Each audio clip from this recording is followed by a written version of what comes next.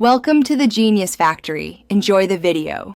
In this video, I will explain how to connect Tally to Notion.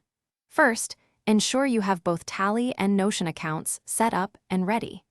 This integration allows you to automatically send form submissions directly into your Notion databases, streamlining your data collection and organization. It's a powerful way to manage responses, applications, or feedback efficiently. We will walk through each step to get you started smoothly. Now, let's prepare your Notion database.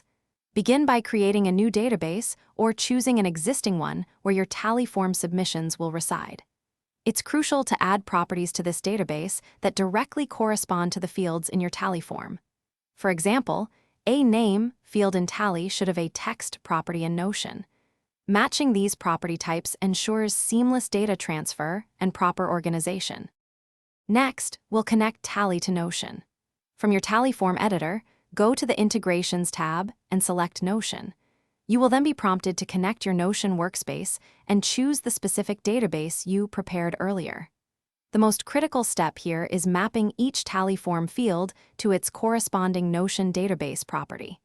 Take your time to ensure every field is correctly assigned for accurate data flow.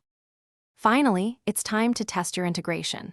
Submit a test entry through your Tally form and then immediately check your Notion database to confirm the data appears as expected.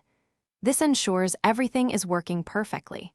For more advanced use, consider exploring Tally's conditional logic or hidden fields to enhance your form's functionality and data collection capabilities. This setup will save you many hours. Thanks for watching. If you found this helpful, don't forget to like and subscribe.